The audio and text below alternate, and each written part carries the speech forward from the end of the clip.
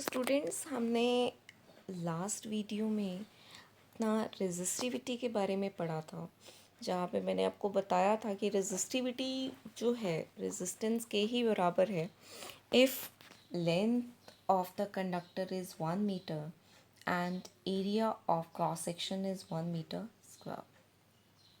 ठीक है, ये एक्सप्रेशन जो है हमारे पास आया था, आर प्रोपोर्शनल होता था एल के, आर प्रोपोर्शनल होता था 1/a के। तो कंबाइन किया तो आर प्रोपोर्शनल हो गया एल अपॉन ए, और जब इसको हमने प्रोपोर्शनैलिटी सिंबल को हटाया तो यहाँ से आ गया R is equals to rho into L upon A. अब जो रो था दैट इज स्पेसिफिक रेजिस्टेंस और रेजिस्टिविटी। रेजिस्टेंस दो तरीके से लगाई जाती है। रेजिस्टेंस क्या होता था? The obstruction to the flow of electrons, series और पैरेलल। अब ये दोनों रेजिस्टेंसेस क्या होती हैं सीरीज़ और पैरेलल में? हमें देखते हैं हम कि सीरीज़ में रेजिस्टेंस क्या रहती है टोटल, और पैरेलल में क्या हो जाती है। ठीक है, तो सीरीज़ में रेजिस्टेंस टोटल बढ़ जाती है। देखते हैं हम क्या होता है सीरीज़ में। इन सीरीज़ द रेजिस्टेंसेस, जैसे हमारे पास, हम एज्यूम करते हैं कि हमारे पास 4 रेजिस्टेंसेस हैं जो कि सीरीज़ में हैं। जब वो एंड टू एंड जुड़ी हुई हो, if they are connected in end to end, तो उसको क्या कहते हैं? Series combination. जैसे एक थ्रेड के अंदर अगर मैं जो है मोती डालती जाती हूँ तो क्या हो गया? वो हमारे पास सीरीज़ कॉम्बिनेशन हो गया। एंड टू एंड जुड़े होना इज़ कॉल्ड सीरीज़ कॉम्बिनेशन। ठीक है, हम एज्यूम करते हैं हमारे पास 4 रेजिस्टेंसेस हैं और चारों आपस में सीरीज़ में जुड़ी हुई हैं V वोल्ट की बैटरी के साथ। V वोल्ट की बैटरी हमने इन चारों को सप्लाई करी। तो हमें जो ध्यान देने वाली बात है सीरीज़ में, जो हमें हमेशा याद रखने वाली बात है कि सीरीज़ में ना जितना भी टोटल करंट था वो सबको सेम मिलेगा, चाहे वो R1 हो, चाहे वो R2 हो, चाहे R3, चाहे R4। तो एक्चुअली में जो आई करंट अगर चला तो सभी को एक जैसा ही करंट मिलेगा, बट जो पोटेंशियल डिफरेंस है वो सबको डिफरेंट डिफरेंट मिलेगा। पोटेंशियल डिफरेंस क्या होता है? जैसे कि हमने V मान लिया कि टोटल पोटेंशियल डिफरेंस क्या था? V। तो V सबको क्या मिलेगा? डिफरेंट मिलेगा, जबकि करंट सबको सेम मिलेगा। ऐसे ही कुछ पैरेलल की कुछ बातें हैं कि पैरेलल में क्या होता है, कि पैरेलल कॉम्बिनेशन होता क्या है। जब हमारे पास सीरीज़ तो हमें पता हो गया एंड टू एंड हो गया, अब पैरेलल में जुड़े होना का मतलब क्या हो गया? अगर रेजिस्टेंसेस के दोनों एंड आपस में जुड़े हुए हैं तो वो कॉम्बिनेशन हो जाता है पैरेलल कॉम्बिनेशन। सपोज हमारे पास 3 रेजिस्टेंसेस हैं, R1, R2 और R3। ठीक है, और ये तीनों आपस में किस में जुड़ी हुई हैं? पैरेलल में V वोल्ट की बैटरी के साथ। तो जैसे ही V वोल्ट की बैटरी है तो हमें यहाँ पे क्या बात ध्यान रखनी है कि इन तीनों को सबको सेम वोल्टेज मिलने वाली है, जबकि करंट सबको डिफरेंट मिलने वाला है। सबको वोल्टेज सेम, जैसे कि हमारे घर में 220 वोल्टेज आती है। ठीक है, तो हम अब डिफरेंट डिफरेंट कंट्रीज़ की डिफरेंट पोटेंशियल डिफरेंस होता है। हमारे यहाँ 220 वोल्टेज आती है।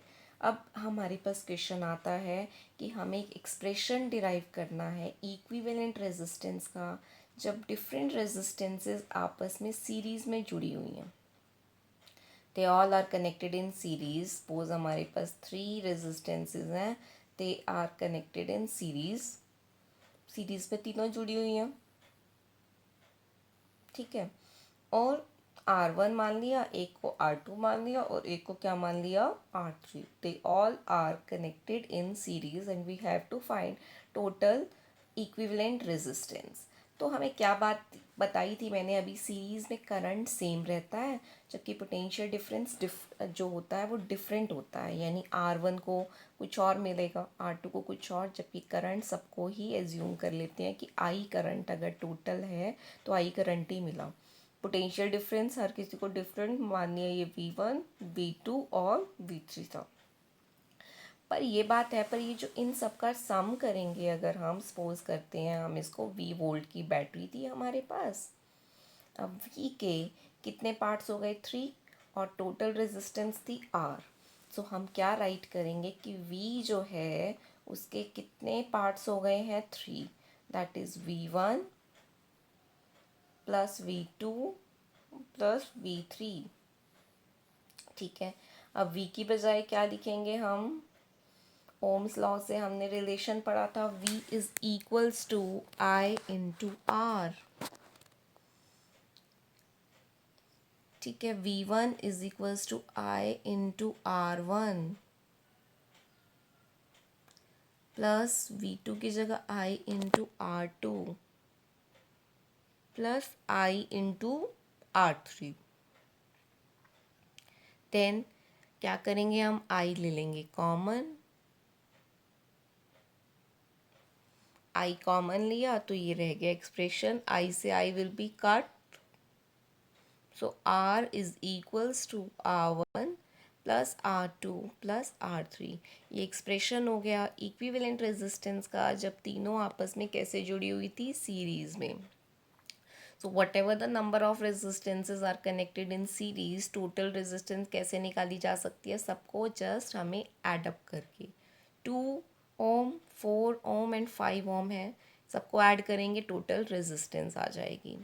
ठीक है, तो derive an expression to calculate equivalent resistance when different resistance are connected in parallel. Again suppose करते हैं कि 3 रेजिस्टेंसेज हैं, तीनों आपस में पैरेलल में जुड़ी हुई हैं। ठीक है, R1, R2 और R3 3 रेजिस्टेंसेज हैं, तीनों आपस में पैरेलल में जुड़ी हुई हैं V वोल्ट की बैटरी के साथ। ठीक है, सपोज करते हैं ये बैटरी है, बैटरी की वोल्टेज टोटल क्या है? V। तो हमें पता है कि पैरेलल में होता क्या है, करंट सबको डिफरेंट मिलता है जबकि वोल्टेज सबको सेम मिलती है। ठीक है, वोल्टेज एवरी अप्लायंस, जो एवरी रेजिस्टेंस जो है सबको बराबर की वोल्टेज मिलेगी, करंट अलग अलग। तो आई के इस बारी 3 पार्ट्स हो गए क्योंकि 3 रेजिस्टेंसेज हैं। I is equals to I1 plus I2 plus I3। I की जगह क्या करें हम? यहाँ पे V upon R, V by R1 plus V by R2 plus V by R3। तो देन हम क्या करेंगे? V से जो V कॉमन ले लेंगे। ठीक है, 1 by R1 plus 1 by R2 plus 1 by R3, V common आ गया, V से V विल बी कट। तो यहाँ से फॉर्मूला आ गया 1 by R is equals to 1 by R1 plus 1 upon R2 plus 1 upon R3। तो दिस इज़ द फॉर्मूला। ये फॉर्मूला है हमारे पास रेजिस्टेंस निकालने के लिए जब वो आपस में कैसे जुड़ी हुई हैं? पैरेलल में जुड़ी हुई हैं। अब कुछ क्वेश्चन आता है कि resistance of wire of length 80 centimetre, जो वायर की जो लेंथ है वो क्या गिवन है हमें? 80 सेंटीमीटर। ठीक है, सो लेट्स राइट डाउन कि लेंथ 80 सेंटीमीटर है, L 80 centimetre and uniform area, area है हमारे पास 0.025 centimetre square centimetre, centimetre square is found to be 1.50 ohm, यानी कि रेजिस्टेंस आपके पास 1.50 ओम है। कैलकुलेट द स्पेसिफिक रेजिस्टेंस को कैलकुलेट करना है, यानी कि हमें क्या फाइंड आउट करना है? रो फाइंड आउट करना है। स्पेसिफिक रेजिस्टेंस या रेजिस्टिविटी को हम रो से लिखते थे, rho we have to find out. ठीक है, रो का फॉर्मूला वैसे आपको आता है तो ओके है, अदरवाइज आपको आर का फॉर्मूला तो ज़रूर आता होगा। रेजिस्टेंस का क्या फॉर्मूला होता है? R is equals to rho into L upon A. Then यहाँ से हम रो का फॉर्मूला कैलकुलेट करेंगे, R into A upon L. तो ये फॉर्मूला भी याद रखिए, रेजिस्टिविटी का भी और रेजिस्टेंस का भी। तो resistivity R into A upon L, we will put the values put करेंगे। ठीक है, देन हमारे पास यहाँ पे हमने गलती कर ली है कि रेजिस्टेंस हमारे पास 1.50 है और लेंथ 80 सेंटीमीटर है। देन हमारे पास जितने भी पॉइंट्स हैं उन पॉइंट्स को लिए हम जो है कट करते हुए, तो यहाँ पे 3 डिजिट से तो 1000, नीचे 100। सो जब हम इसको सॉल्व करेंगे तो हमारे पास क्या आ जाएगा? इनको सॉल्व करने से हमारा आंसर कुछ इस प्रकार आएगा 0.0000469 ओम सेंटीमीटर। पर अगर हम अपने क्वेश्चन को देखें तो ये हमारे आंसर कह रहा है एसआई यूनिट्स में, मतलब स्टैंडर्ड इंटरनेशनल और एमकेएस, जहाँ पे लेंथ मीटर में होती है और मास किलोग्राम में और टाइम सेकंड्स में। तो सेंटीमीटर को मीटर में चेंज करना है, मतलब जस्ट हमें 100 से डिवाइड, तो हमारे पास आंसर क्या आ जाएगा 0.002 पॉइंट्स और आज 2 zeros 469 ओम मीटर। ये हमारा आंसर आ गया रेजिस्टेंस का। ठीक है, देन आता है हमारे पास a wire of resistance 4.5 ohm. A wire है, रेजिस्टेंस 4 आर ली दिया हमने 4.5 ओम, लेंथ हमें क्या गिवन है 150 सेंटीमीटर एंड एरिया जो है हमें कितना गिवन है 0.04 centimetre square. Again we have to calculate resistivity. हमें जो रेजिस्टिविटी का फॉर्मूला, फिर हमें रेजिस्टेंस का आता है R is equal to rho into L by A, या फिर सीधा ही हम फॉर्मूला लिख सकते हैं रेजिस्टिविटी का R into A by L. On putting values put करके आर की वैल्यू कितनी है 4.5 ओम, एरिया 0.5, तो हम ये वैल्यूज़ पुट करके I am just telling you the answer and this is for your practice. ये क्वेश्चन आपने प्रैक्टिस करना है। तो आंसर आप स्क्रीन पे देख सकते हैं, आंसर क्या आएगा इसका 0.40 10 12 ohm meter. So just write down. ठीक है स्टूडेंट्स, तो आज जो आपने सीखा रेजिस्टिविटी निकालनी और रेजिस्टेंस सीरीज़ में और पैरेलल में क्या होता है। सो अब मैं अब आपसे एक क्वेश्चन पूछने जा रही हूँ कि आप मुझे ये बताइए कि किस केस में ओवरऑल रेजिस्टेंस बढ़ जाती है, क्या वो सीरीज़ है या पैरेलल है। दोनों के फॉर्मूलाज मैंने आपको बताए। सीरीज़ और पैरेलल में सीरीज़ का फॉर्मूला क्या था, R is equals to R1 plus R2 plus R3, और पैरेलल का 1/R1 1/R is equals to 1/R1 plus 1/R2 plus 1/R3। ठीक है, तो आप इसका आंसर मुझे ज़रूर जो है कमेंट में बताइएगा कि किस केस में रेजिस्टेंस जो है ओवरऑल रेजिस्टेंस कम हो जाती है। ठीक है, नेक्स्ट जो हमने इस चैप्टर में और भी बहुत कुछ पढ़ा है कि इलेक्ट्रिसिटी क्या होता था, फ्लो ऑफ इलेक्ट्रॉन्स क्या कैरी करते थे, चार्ज। ठीक है, charge is something which apply force. Charge का यूनिट इज कूलम। चार्ज का यूनिट क्या होता है, कूलम होता है। 1 कूलम के अंदर कितने इलेक्ट्रॉन्स आ जाते हैं 6.25 इंटू 10⁻18। कंडक्टर्स जो करंट पास करते हैं, इंसुलेटर जो करंट को पास इजीली नहीं करते। देन हमने इलेक्ट्रिक पोटेंशियल भी करा। इलेक्ट्रिक पोटेंशियल क्या था, amount of work done in moving a unit positive charge from infinity to that point. Denote किससे करते थे इसको, वी से। देन हमने पढ़ा पोटेंशियल डिफरेंस क्या था, amount of work done in moving a unit positive charge from one point to another point. ठीक है, देन हमने ओम्स लॉ पढ़ा, वेरी इंपॉर्टेंट लॉ था। At constant temperature the current flowing through a conductor is directly proportional to the potential difference across its ends. ठीक है, I proportional to V और V proportional to I, तो यहाँ से formula आ जाता था V is equals to I into में आर। ठीक है, देन हमने सीरीज़ और पैरेलल में फॉर्मूलाज डिराइव करे कि सीरीज़ में आपको रेजिस्टेंस कैसे निकालते हैं। जो आपका फॉर्मूला है ये भी आपको करके देखना है, इसकी प्रैक्टिस सीरीज़ और पैरेलल। आज का आपका यही वर्क रहेगा कि सीरीज़ और पैरेलल के आपको फॉर्मूलाज डिराइव करके दिखाने हैं। रेजिस्टेंस आप सबको पता है क्या होता था, the opposition to the flow of electrons को क्या कहते थे हम, रेजिस्टेंस। करंट को किससे डिनोट करते हैं, आई से। सेकेंड जो क्वेश्चन मैं आपसे पूछ रही हूँ, name the unit of current, what is the SI unit of current. तो सेकेंड आंसर भी आप मुझे कमेंट सेक्शन में बता सकते हैं कि what is the SI unit of current. तो आपको मैं पोटेंशियल डिफरेंस का यूनिट बता रही हूँ, दैट इज़ वोल्ट। ठीक है, और क्वेश्चन हम रिवाइज करते हैं कि current measuring instrument, what is the current measuring instrument? Yes, think about it. Current measuring instrument is ammeter. What is this? Ammeter. And potential difference measuring instrument is voltmeter. Potential difference measuring instrument क्या हो जाता है? voltmeter हो जाता है। Next हमारे पास और भी हमने पढ़ा इस चैप्टर में कि जो आज कुछ और एक पॉइंट बता रही हूँ मैं आपको कि volt meter has high resistance. voltmeter has high resistance while ammeter has low resistance। voltmeter की resistance क्या रहती है? हाई, और ammeter की resistance क्या होती है? लो resistance होती है।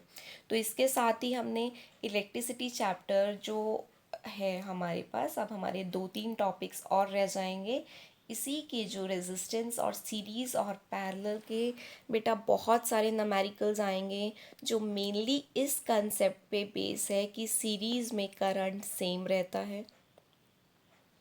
याद करिए, ये जो है ये बात बिल्कुल अच्छे से अपने दिमाग में फिट कर लीजिए कि सीरीज़ में करंट सेम रहता है और पैरेलल में वोल्टेज सेम रहती है। ठीक है, ये हमारे न्यूमेरिकल्स में बहुत ज़्यादा काम आने वाली बात है कि सीरीज़ में करंट सेम और पैरेलल में वोल्टेज सेम रहती है। फिर हमारे पास जो है और हमने क्या पढ़ा इस चैप्टर में कि करंट को मेज़र किया जाता है एमीटर से। एमीटर की रेजिस्टेंस कैसी होती है? लो। ओम्स लॉ पढ़ा, और जो ग्राफ है V और I के बीच में, क्योंकि ओम्स लॉ ने यही कहा ना कि ये दोनों एक दूसरे के क्या होते हैं? डायरेक्टली प्रोपोर्शनल होते हैं। तो इन दोनों के बीच में ग्राफ भी हमेशा ही स्ट्रेट लाइन आने वाला है। ग्राफ कैसे आने वाला है? Straight line. और मैंने आपको बताया था कि रेजिस्टेंस किस किस फैक्टर्स पे डिपेंड करती है। तो रेजिस्टेंस 4 फैक्टर पे डिपेंड करती है, लेंथ पे, एरिया पे, नेचर ऑफ मटेरियल पे और टेम्परेचर पे। वहीं से हमने फॉर्मूला भी निकाला, R प्रोपोर्शनल था L के और R प्रोपोर्शनल था 1/A के। तो दोनों को कंबाइन किया तो हमारे पास फॉर्मूला आ गया। अच्छा, एक चीज़ और, resistivity. Resistivity is equals to resistance if length of the conductor is 1 metre and area of cross section is 1 metre square. तो इसी पे बेस्ड मेरा आज का थर्ड क्वेश्चन है आप लोगों के लिए कि what is the SI unit of resistivity. कि रेजिस्टिविटी का SI यूनिट क्या होता है। आई होप कि जो स्टूडेंट्स मुझे सुन पा रहे हैं तो वो ज़रूर जो है कमेंट सेक्शन में मुझे अपने मैसेजेस बताएंगे कि इसका आंसर ये है, ताकि मुझे पता लग सके कि आप लोगों ने वीडियोस देखी हैं या नहीं। तो मेरा आज का थर्ड क्वेश्चन है कि रेजिस्टिविटी का SI यूनिट क्या है। What is the SI unit of resistivity. ठीक है, तो एक क्वेश्चन मैं आज आपको और बता रही हूँ कि रेजिस्टेंस और रेजिस्टिविटी में क्या फ़र्क है। रेजिस्टेंस का एक तो डेफिनेशन हो जाएगी दोनों की, ठीक है। दूसरी बात यूनिट हो जाएगा। रेजिस्टेंस का यूनिट मैंने आपको ओम होता है और रेजिस्टिविटी का यूनिट मैंने आपसे पूछा है, सॉरी, तो मैं ये आपको कल बताऊंगी। ठीक है, थर्ड जो है रेजिस्टेंस 4 चीज़ों पे डिपेंड करती है, लेंथ पे, एरिया पे, नेचर पे और टेम्परेचर पे। जबकि रेजिस्टिविटी सिर्फ 2 ही फैक्टर्स पे डिपेंड करती है। क्या क्या है वो 2 factors? Nature of material and temperature. What are the factors on which resistivity depends? These are, जो हमारे पास क्या क्या फैक्टर्स हैं, नेचर ऑफ मटेरियल एंड हमारे पास टेम्परेचर। जबकि रेजिस्टेंस पूरे 4 फैक्टर्स पे डिपेंड करती थी। तो स्टूडेंट्स, ये this is very important chapter. Electricity जो हमारे पास बहुत इंपॉर्टेंट चैप्टर है, और इस चैप्टर में से इस बारी के सिलेबस में कुछ भी कट नहीं हुआ है। So students, do practice more and more, ताकि आप लोग ये न्यूमेरिकल्स आपको बहुत अच्छे से कंसेप्ट क्लैरिटी हो सके। तो आज का वीडियो में मैंने आपको जस्ट जो पहले वाली चीज़ें भी रिवाइज कराई हैं ताकि आप इसको अच्छे से समझ सकें। तो नेक्स्ट जो है, नेक्स्ट टॉपिक में हम लोग यही करेंगे कि न्यूमेरिकल्स का मैं आपको कुछ बेसिक्स बताऊंगी, बट प्रैक्टिस आपको खुद ही करनी पड़ेगी। और if you are having any problem then you can text me कि हमारे पास क्या क्या प्रॉब्लम हम लोग फेस कर रहे हैं। तो थैंक यू स्टूडेंट्स। ठीक है, thank you. And electricity chapter हमारे 2 या 3 टॉपिक्स और रह गए, ठीक है, जो हमें बहुत अच्छे से स्टडी करने हैं। Okay, thank you so much.